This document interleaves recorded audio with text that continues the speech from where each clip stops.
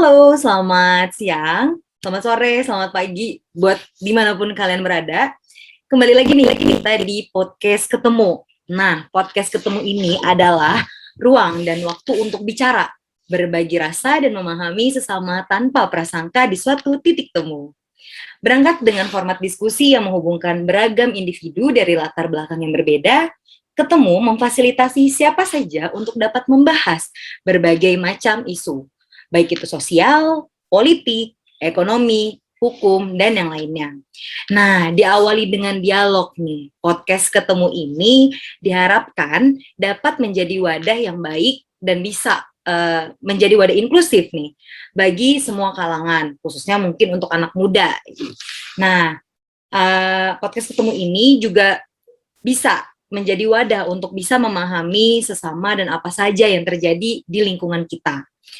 Mengusung semangat dengan hashtag santai tanpa baper, nah ketemu berupaya memantik masyarakat Indonesia untuk lebih kritis atas isu-isu yang berkembang di masyarakat saat ini. Nah, ngomong-ngomong bicara tentang berbagai macam isu, ini ada isu yang menarik nih yang sedang berkembang di masyarakat kita. Nah, dengan adanya Hari Perempuan Sedunia atau World Women's Day 2022, kita bicara tentang bagaimana sih sebenarnya kesetaraan gender di Indonesia maupun di dunia gitu. Dan peringatan tentang Hari Perempuan Dunia ini menjadi momentum nih sebenarnya bagi para perempuan untuk memperkuat kesetaraan kita di depan laki-laki. Dan pastinya juga memperhatikan hak-hak dan kewajiban kita nih sebagai perempuan. Di sini ada narasumber Mbak Galuh Ainur Rohman dari Mestara. Nah, ini bakalan seru banget sih, kita bakalan ngobrolin tentang Hari Perempuan Internasional. Nah, sekarang kita mau ngobrol-ngobrol nih sama seseorang yang memang sudah paham juga nih, udah ahli nih di bidang kesetaraan gender gitu. Nah, kalau kita kemarin berbicara tentang Hari Perempuan Sedunia, tanpa kita sadari nih sebenarnya kaum wanita seringkali membuat mereka tuh sulit mengambil keputusan. Kayak kita tuh dituntut gitu untuk harus memperhatikan faktor A, faktor B, faktor X, faktor Y gitu. Nah, akhirnya itu tuh membuat kita tuh jadi nggak percaya diri gitu untuk melakukan hal-hal baik karena dianggap bertentangan dengan nilai-nilai lingkungan. Padahal sebelum perempuan itu mengambil keputusan, pasti kita udah mikirin nih, gimana sih pengaruhnya terhadap lingkungan, gimana pengaruhnya sama isu sosial, isu ekonomi, dan sebagainya. Nah, peringatan Hari Perempuan Sedunia ini bertujuan untuk meningkatkan kesetaraan dan menghilangkan diskriminasi terhadap kaum wanita. Apalagi ini udah tahun 2022 ya, pastinya Hari Perempuan Sedunia atau World Women's Day 2022 mengambil tema dengan hashtag Break the Bias atau kesetaraan gender hari ini untuk masa depan yang berkelanjutan. Nah, anak muda memiliki juga nih potensi yang besar untuk ikut andil dalam pergerakan kesetaraan gender ini. Pastinya kita harus memecahkan sih gitu. Gimana sih biar kesetaraan gender ini benar-benar terlihat gitu. Gimana sih biar semua orang itu tuh memiliki rasa awareness gitu terhadap isu ini gitu.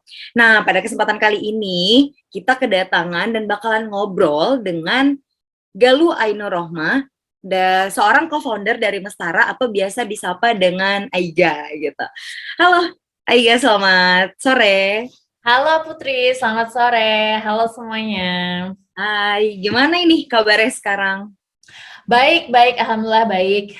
Ini musim hujan, jadi udaranya sejuk-sejuk gimana gitu. But I'm fine, I'm good, dan semoga pendengar semuanya juga sehat-sehat dan semoga keluarganya juga sehat selalu.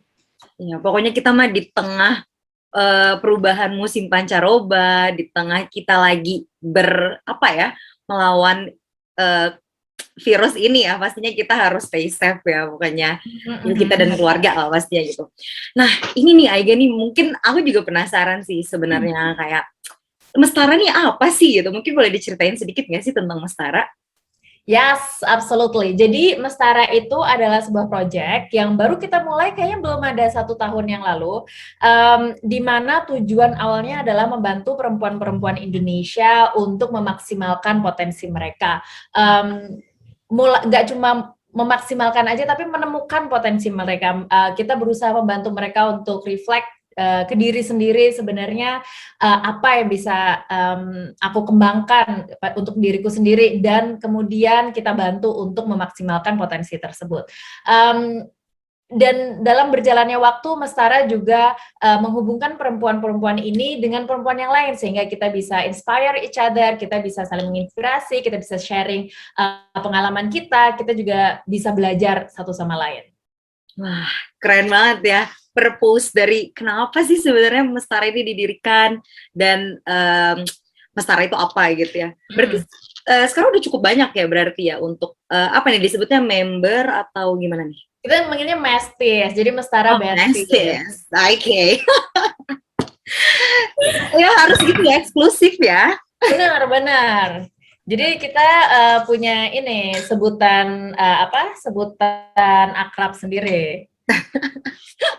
Karena memang kita sama-sama apa ya, berarti kalau teman-teman yang bergabung di Mestara kan berarti udah satu frame ya, udah punya satu purpose ya pastinya ya. Either punya satu purpose atau punya permasalahan yang sama. Oh iya, jadi kebanyakan benar. Jadi kebanyakan komunitas Mestara ini adalah perempuan-perempuan umur kayak 20s lah, jadi 20-an. Ini concernnya kan kebanyakan sama-sama lah ya, kayak mengenali jati diri, terus nggak ngerti, kayak merasa bagi domba-domba yang tersesat gitu, kayak aku harus apa gitu. So many opportunities that I can choose, I don't know which one that I could be, that I can choose gitu. Jadi kita emang ada di sini berkumpul di Mestara itu dengan purpose yang sama, dengan tujuan yang sama, tapi juga kita punya permasalahan dan concern yang sama gitu kebanyakan. Jadi yang bikin betah di Mestara adalah kita ngebikin perempuan-perempuan di komunitas ini ngerasa kalau mereka tuh nggak sendirian gitu, mereka tuh nggak aneh kalau misalnya merasakan hal satu dan yang lainnya gitu, bahwa ini tuh normal, everyone here have been there gitu. Oke. Ini mungkin sebelum jauh lagi, aku penasaran sih sebenarnya.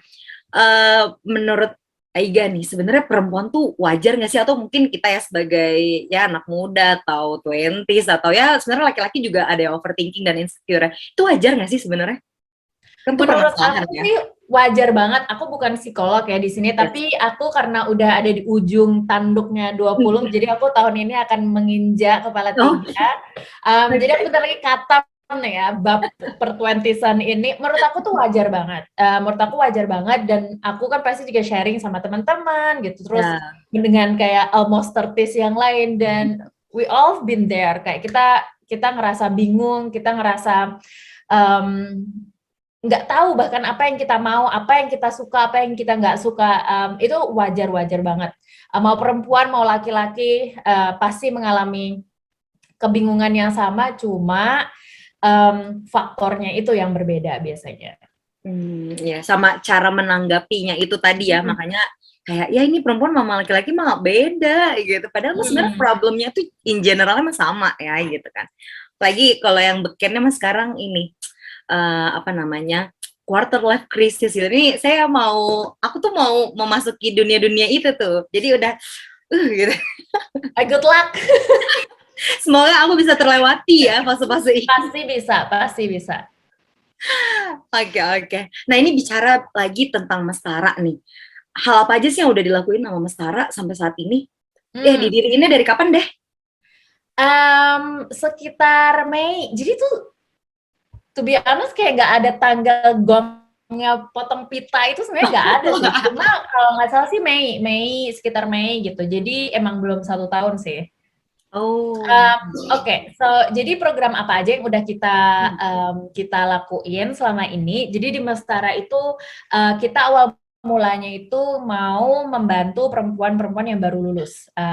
Jadi para 20s yang baru lulus, yang masih bingung mau ngapain. Karena awalnya aku punya adik, dan adik aku itu waktu itu baru lulus banget. Terus dia kayak ngerasa, aku nggak tahu aku tuh mau jadi apa. Aku kayak tiba-tiba aku ngerasa salah jurusan. Dia cerita ke aku. Terus aku mikir kayak, adik aku aja yang kakaknya at least bisa ngasih bimbingan gitu, bisa mengarahkan, bisa menjawab pertanyaan-pertanyaannya, ini masih bingung. Apalagi perempuan-perempuan di sana yang ngerasa belum punya support system, nggak tahu mau tanya ke siapa, jauh dari misalnya jauh dari komunitas-komunitas perempuan yang lain gitu. Terus aku mikir, dan aku juga ngerasa aku punya banyak teman perempuan yang udah inspiratif banget untuk aku sendiri pun gitu.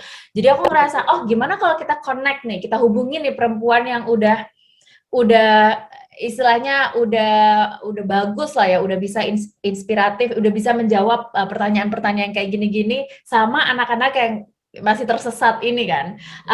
Jadi awalnya tuh mulainya dari situ aja. Terus aku ngerasa kayak, oh dari situ aku mendengar cerita dari teman-teman di Mestara sendiri kayak, Kak, kita butuh nih misalnya English course gitu, tapi untuk speakingnya, soalnya kalau grammar itu kan bisa ngerjain sendiri gitu, bisa belajar di rumah, tapi kayak speakingnya belum ada teman yang bisa diajak ngobrol, terutama teman-teman yang di daerah. Kalau di Jakarta kan pasti terutama yang Jaksel ya, udah kayak terekspos lah ya sama bahasa Inggris dalam kehidupan sehari-hari. Tapi untuk teman-teman yang di daerah atau di luar Jawa, hal ini kan masih sulit ditemuin.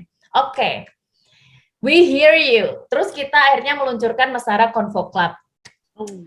Di mana itu perempuan-perempuan, dan ini khusus perempuan karena kita ngerasa kita mau ngasih safe space untuk perempuan. Di sana kita discuss banyak banget isu sosial tentang women empowerment, tentang climate change, kadang juga bahkan tentang religion gitu. Hal-hal yang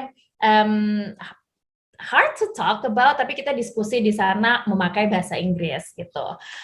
Selain itu kita juga ngasih program mentorship yang itu udah pasti banget, dimana kita tuh benar-benar bootcamp 6-7 minggu, kita kasih speaker-speaker untuk webinar, talk show, workshop untuk perempuan-perempuan yang baru lulus, biar gimana shimmering, splendid gitu. Exactly. Gimana kita bisa kayak shining banget setelah lulus kuliah gitu. Karena kita kan udah dikasih tahu ya, habis SD, SMP, habis itu SMA, habis SMA lulus kuliah, terus tiba-tiba kayak nggak ada yang ngasih tahu kita, nggak ada manual lagi nih gitu. Ya kayak oke, dan deh IPK udah bagus, sekarang kayak apa gitu, tiba-tiba banyak banget opportunity. Dan maka dari itu di mentorship ini kita mau ngasih arahan, kita mau membantu mereka karena we've been there gitu. Jadi ada itu juga. Terus kita juga ada one-on-one coaching, di mana kita benar-benar customize problematika ini kayak konsultasi karir gitu, dengan mentor-mentor Mestara.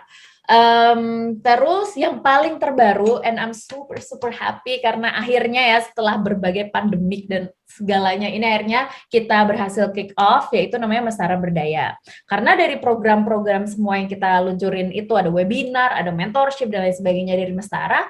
Profitnya itu kemana? Profitnya itu sebagian besar atau seluruhnya kayak mentorship itu 100% profitnya lari ke Mestara Berdaya gitu. Ini adalah program yang kita lebih tujukan untuk perempuan-perempuan yang underprivileged gitu, yang ada di daerah, yang masih yang sayangnya masih nggak punya opportunity sebanyak kita gitu.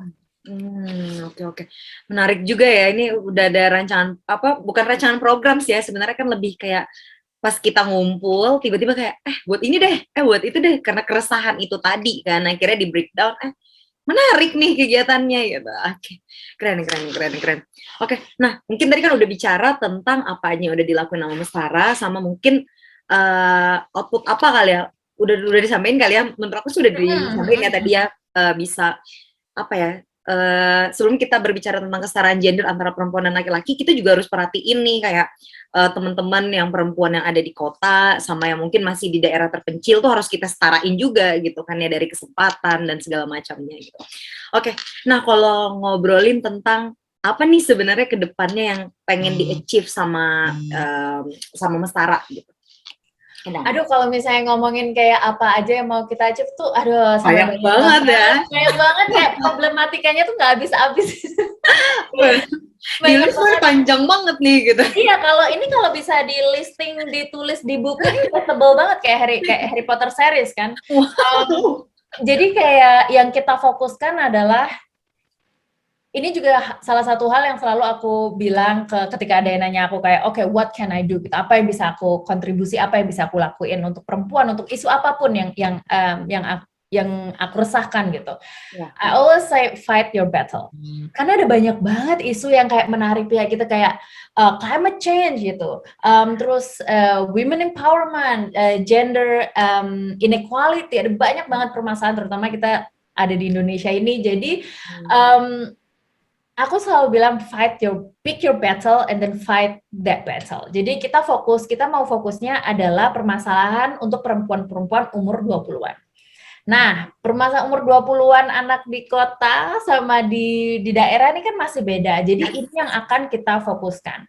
Untuk sekarang fokus kita adalah anak perempuan umur 20-an untuk yaitu tadi dari transisi dari masa menjadi mahasiswa untuk menjadi career woman atau mau menjadi apapun, mau lanjut kuliah S2, anything that they want to choose, we want to help them. Kita mau membantu apapun pilihan mereka. Atau bahkan kita membantu mereka menentukan pilihan mana sih yang sebenarnya mungkin lebih cocok gitu untuk mereka pada saat itu. Tapi di sisi lain, kita juga mau membantu perempuan yang either hampir umur 20-an atau yang lagi umur 20-an di daerah-daerah gitu. Tentu aja permasalahan mereka bukan, aduh Kak, aku nggak tahu nih, aku mau jadi product manager atau software engineer. Permasalahannya nggak kayak gitu ya, itu beda banget gitu. Permasalahannya adalah, Kak, aku mau dinikahin sama orang tua aku, tapi aku nggak mau gitu. Kak, teman-teman aku udah hamil, padahal mereka masih umur 18, jadi aku takut gitu. Atau bahkan mereka nggak tahu kalau misalnya there is actually a problem gitu. Kalau misalnya karena itu kesehatan reproduksi kita masih kurang ideal untuk hamil di usia sebelia itu gitu.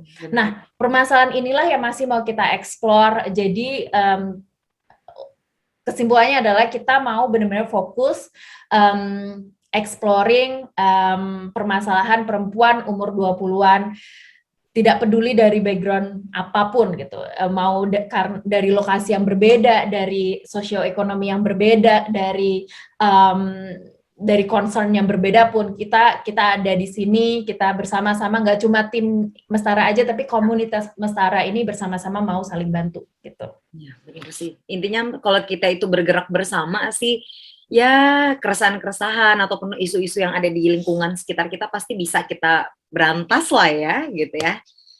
Bareng-bareng. Oke. Nah, yang menarik di kegiatan Mestara ini kan ada yang berbayar ya. Nah, tuh kenapa tuh? Karena kan biasanya tuh kegiatan-kegiatan yang sosial tuh rata-rata kan kita pro bono gitu ya, kayak ya udah sukarelawan aja gitu. Memang apa sih benefit yang akan diperoleh nih sama teman-teman muda perempuan yang ikutan program Mestara? Jadi benar banget. Ini aku senang banget sharing ini biar kayak gak ada sus gitu, yang ada suspicious. Yep. Ini kenapa program Mestara kok berbayar? Karena kita kan punya volunteer dan volunteer di Mestara itu dibayar. Walaupun bayarnya nggak banyak, tapi kita mau ngasih sesuatu balik gitu ke mereka. Karena salah satu permasalahan perempuan di Indonesia adalah we're underpaid. Yeah. Dan kita nggak mau jadi hypocrite. Kita kayak, oh perempuan Indonesia itu kayak pay gap-nya masih tinggi banget, tapi kita juga nggak ngebayar volunteer kita gitu. Yes, it's a volunteer, like mereka juga sukarela gitu, tapi kita mau nunjukin bahwa setiap pekerjaan, setiap kerja keras itu harus ada timbal baliknya gitu. Jadi itu satu, kenapa program Mestara itu dibayar. Yang kedua adalah kita berusaha untuk membayar speaker kita juga. Jadi hampir semua speaker di Mestara itu kita kasih kontribusi balik. Mungkin terkadang nggak setinggi fee mereka untuk di program-program lain gitu. Tapi kita juga kembali lagi ke sana karena perempuan itu very underpaid still gitu. Jadi kita mau we want to act like how we preach gitu. Kita mau menjalankan apa yang kita gembor-gemborkan gitu. Itu yang kedua. Terus yang ketiga adalah kita ada subsidi silang. Karena kalau misalnya kita itu ngasih berbayar semuanya, itu nggak adil juga. Berarti kita cuma membantu perempuan dari kalangan yang tertentu gitu kan. Tapi kita ada subsidi silang. Misalnya di English Kung Fu Club-nya Mestara, itu ada beberapa anak di klub kita yang emang nggak bayar, yang totally free, karena teman-temannya ini kayak ngebayarin mereka gitu. Yang terakhir, uangnya, sebagian profit yang kita dapat dari Mestara adalah kita gunakan untuk program Mestara Berdaya ini gitu. Karena kita awalnya mikir, aduh gimana ya, kita ada uang ini hasil dari program gitu, where can we put them gitu. Akhirnya kita mikir ya udah kita bikin aja program, sehingga kalau kita bikin program sendiri kita tahu uangnya ini beneran kemana gitu. Kita juga bisa milih komunitas mana yang mau kita ajak kerja bareng gitu, dan kita juga benar-benar bisa monitor hasilnya. Jadi program emang Mestara itu dari perempuan, dikerjakan oleh perempuan untuk perempuan lain gitu. Jadi itulah kenapa program-program di Mestara itu berbayar. Oke. Jadi jangan di underestimate dulu ya, kayak wah apa nih katanya kegiatan sosial, tapi coba lihat lagi nih esensinya apa sih sebenarnya, latar belakangnya begitu tuh kenapa gitu ya. Tapi aku setuju sih emang karena apa ya, ketika perempuan itu bisa membiayai dirinya sendiri, kayak hai boy, kita bisa loh gitu. Iya, dan kita punya kebebasan itu kan, we have like the freedom to do what we want gitu. Kalau misalnya kita dapat biaya atau dapat grant gitu dari suatu institusi gitu, kita ada tanggung jawab untuk ke institusi itu. Kita harus benar-benar align mission, vision, dan sebagainya. It's not wrong, absolutely not wrong. Jadi kalau ada institusi lain yang mau membantu kita, we are very open.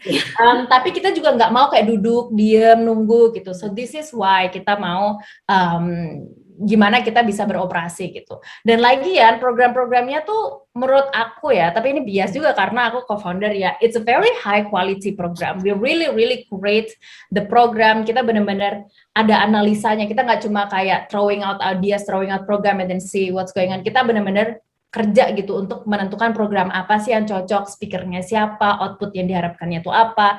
Jadi it's worth the money. Oke. Jadi nggak cuma yang kayak profit aja gitu kan, latar belakangnya apa nih gitu, sama ya projectnya emang udah di research terlebih dahulu juga kan gitu. Oke, menarik sih gitu ya. Mungkin teman-teman di luar sana ya, kalau misalkan mau ada program berbayar juga, coba dipikirin lagi gitu, latar belakangnya apa sih gitu, terus esensinya apa juga gitu, terus projectnya gimana gitu, kualitasnya gitu ya. Oke. Nah, ini bicara lagi tentang Mestara ini menarik banget sih ya. Nah, kalau untuk daerah sasaran Mestara sendiri nih, untuk kegiatannya itu biasanya udah ke plotting kah, misal per region atau gimana gitu. Dan mungkin boleh dikasih tau aja kali ya, sekarang itu komunitas Mestara ini udah ada di mana aja? Aku senang banget cerita soal ini. Jadi misalnya aku awalnya itu benar-benar supporting yang namanya equality dan equity. Jadi aku mau komunitas Mestara itu nggak cuma dari kota besar, nggak cuma dari Jawa, tapi aku mau juga kita semua ini bekerja untuk Indonesia, perempuan Indonesia. Kita nggak bekerja untuk perempuan Jawa gitu. Jadi contohnya kita di mentorship. Jadi mentorship di Mestara itu ketika para aplikannya daftar, sebelum bayar itu kita ada namanya seleksinya. Jadi untuk menjadi mentee Mestara itu ada seleksinya. Untuk di program mentorshipnya itu ada seleksinya. Kita benar-benar menyeleksi, memastikan bahwa misalnya pada batch itu ada 50, kita mau ambil 50 perempuan gitu. 50 perempuan ini nggak boleh ada semuanya dari Jawa gitu, atau semuanya dari Kalimantan, atau semuanya dari, kita benar-benar memilih agar mentee-nya tuh berasal dari daerah yang berbeda, universitasnya background-nya juga beda, jurusannya juga beda. Karena apa? Karena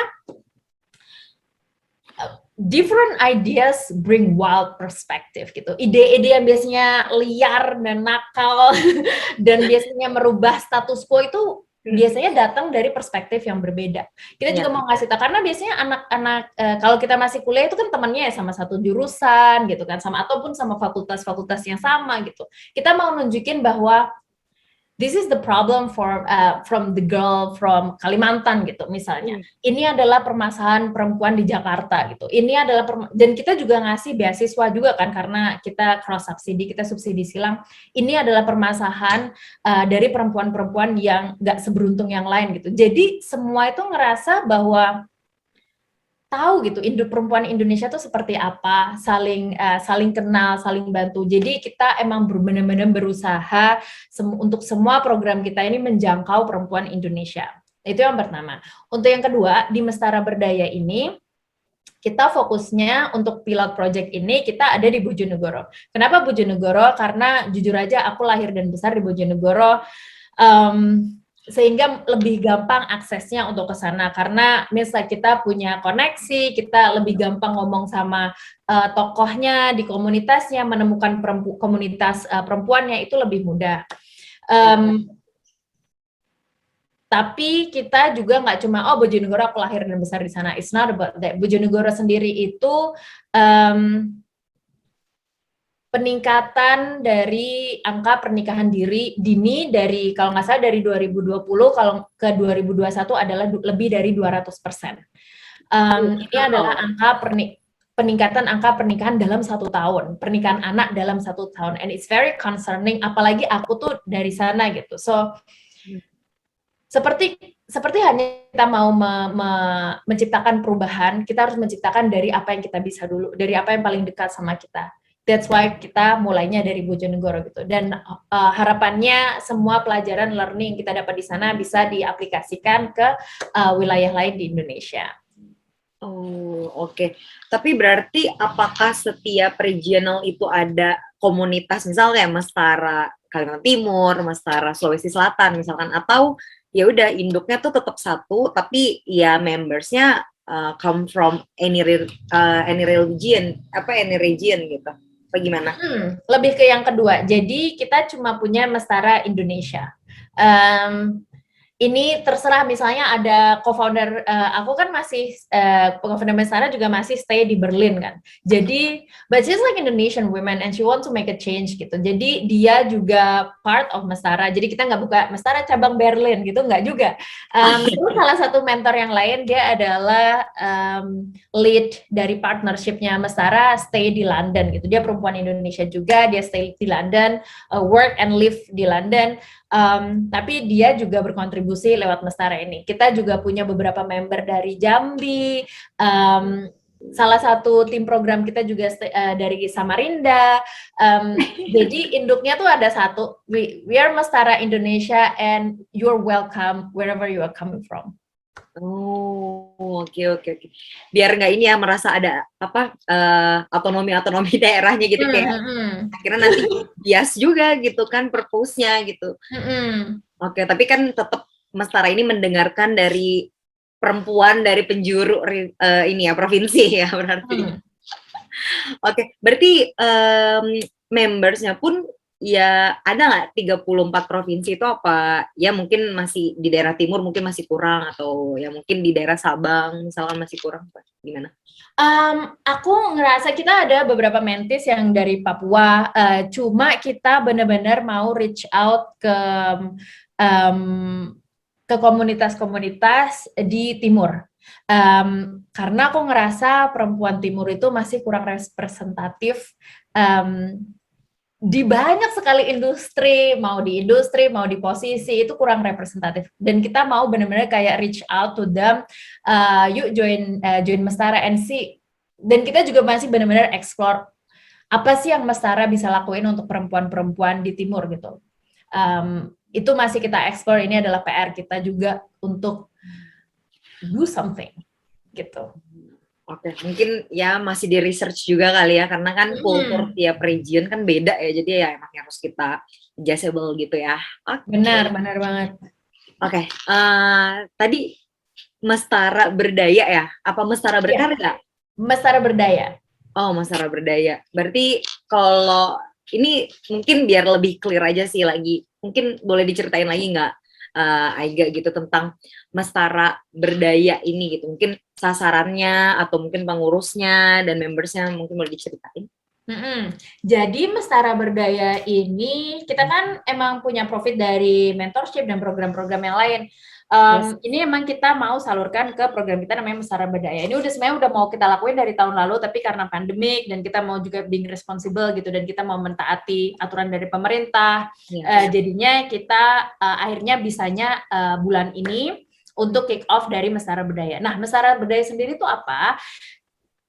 Kita mau membantu perempuan-perempuan, dan fokus kita untuk pilot project-nya si Mestara Berdaya ini adalah perempuan yang rentan terhadap menikah dini, atau si perempuan yang menikah dini di Indonesia. Dan akhirnya setelah kita riset, kita jatuh di Kabupaten Bojonegoro.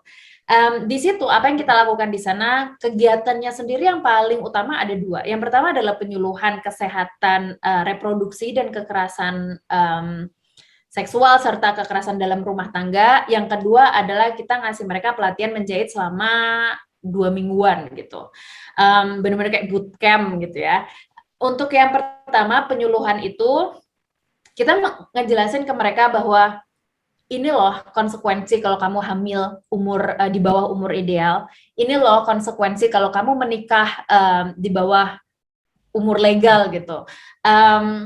Sehingga kita nggak bilang kayak kamu nggak boleh nikah kayak setelah lulus SMA, itu enggak. Tapi ketika mereka membuat keputusan tersebut, mereka tahu konsekuensinya apa. Mereka tahu kita juga memberi penyuluhan dan menjelaskan, sharing aja ke mereka bahwa perempuan itu masih punya banyak banget pilihan, dan kita punya suara juga untuk didengar. Maka dari itu tugas kita untuk perempuan adalah buka mulut gitu. Kita harus angkat suara kita gitu. Itu untuk program pertama. Program keduanya adalah kita memilih untuk menjahit. Kita ngasih bantuan mesin jahit. Kita juga mendatangkan penjahit wanita dari situ juga, dari daerah situ juga, untuk mengajarkan mereka untuk menjahit gitu. Jadi dalam 2 minggu ini mereka belajar bikin atasan, bikin rok, bikin seragam sekolah, dan juga mereka mau bikin tas gitu. Dan lihat semangatnya tuh bikin menyentuh banget. Jadi mereka sekarang tahu, oh Kak, aku setelah ini aku pengen buka toko sendiri, atau aku pengen di daerah ini kita buka bareng aja, buka satu toko gitu. Jadi kita ngasih mereka pilihan. Kita mau kasih mereka pilihan, kita mau kasih mereka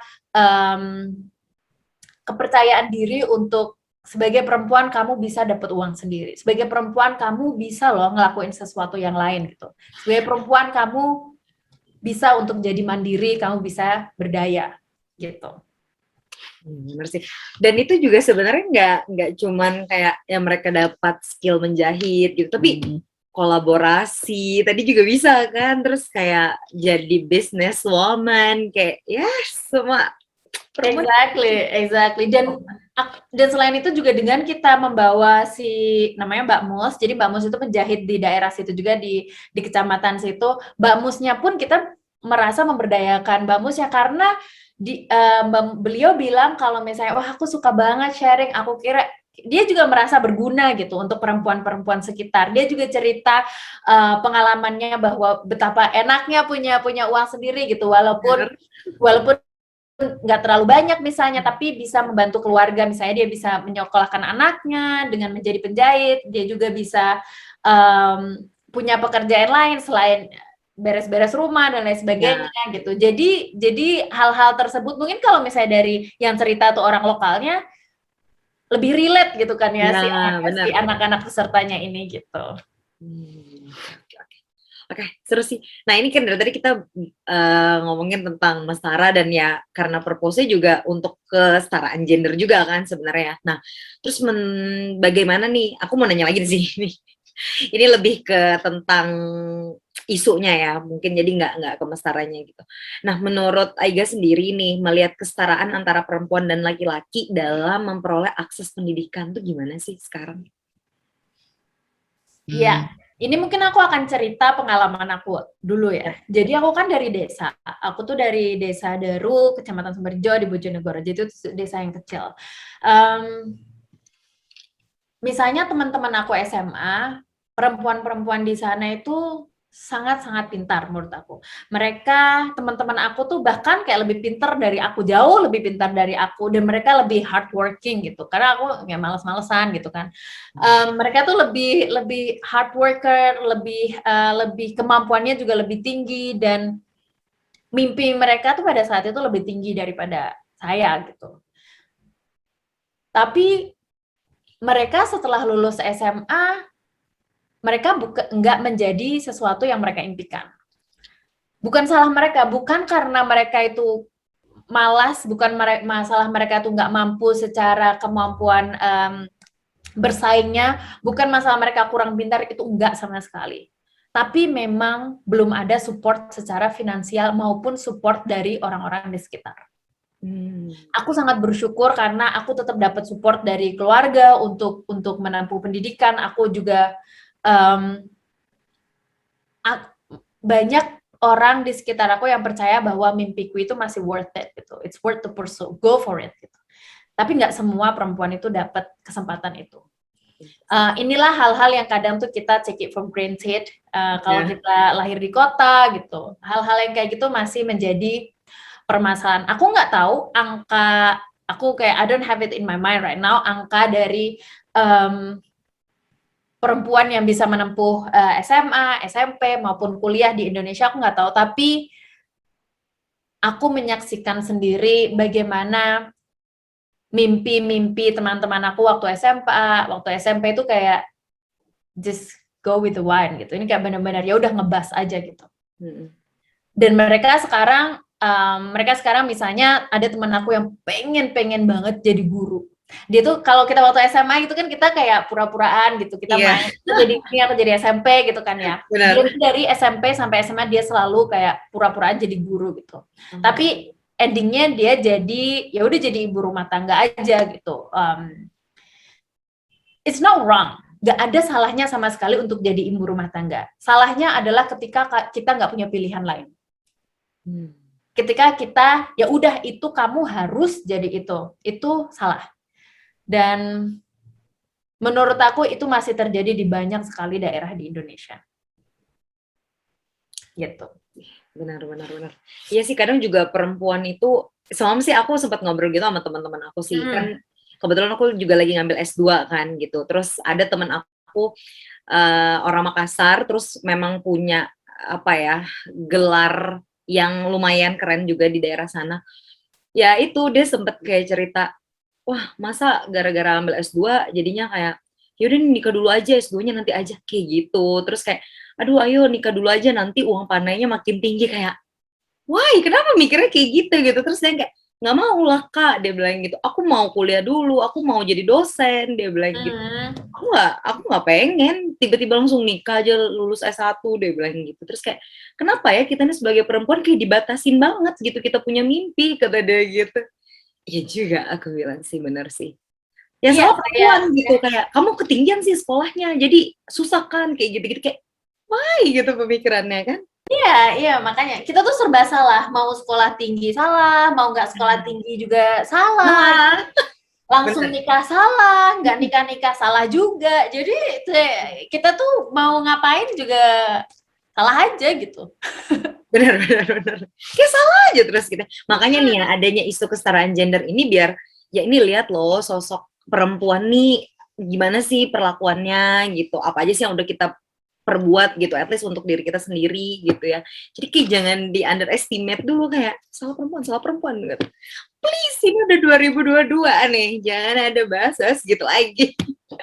Iya, kayak jangan bikin insekuritas kalian whatever, para laki-laki maupun perempuan yang lain, don't project your insecurities to others gitu. Kalau kamu merasa insecure dengan diri sendiri, then deal with it. Kalau orang lain merasa dia punya mimpi, dia bisa menjadi apa yang dia inginkan, then let them be.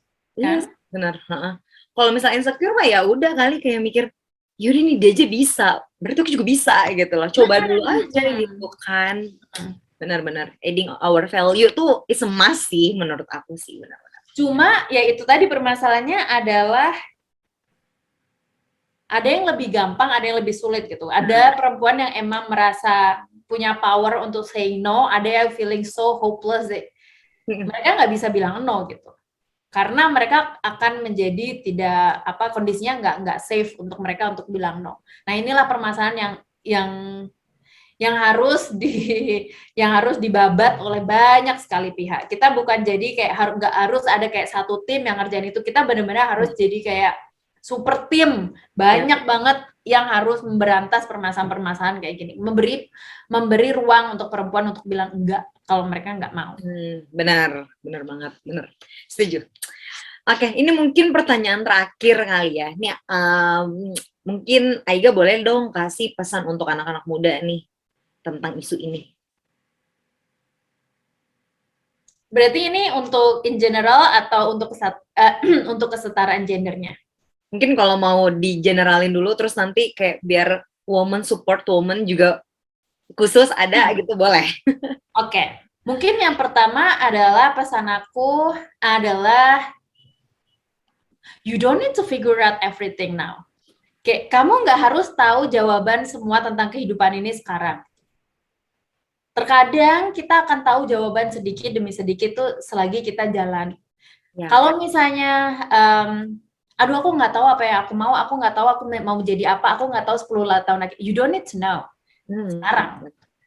Terkadang bahkan terkadang apa yang kita mau hari ini tuh berbeda dari apa yang kita mau 2 hari lagi, 3 hari lagi. Don't be too hard on yourself. Just go with the flow, tapi tetap juga punya tujuan, punya arah gitu. Itu yang pertama. Yang kedua adalah ask for a help, ask question. Kalau misalnya kita ngerasa bingung, stuck, jangan dipendam sendiri, jangan cuma nulis-nulis status sendiri. Ngomong ke orang lain, tanya ke senior, ke mentor, ke reach out to so many women. Kadang tuh aku ngerasa banyak banget kok perempuan di luar sana yang mau membantu kita. All we need to do is just ask for it. Kita harus benar-benar reach out aja ke mereka, terus tanya, minta tolong, minta bantuan, jangan malu, gitu. Jadi itu adalah in general itu adalah 2 pesan aku. Nah sekarang pesan untuk khususnya untuk para perempuan di Indonesia.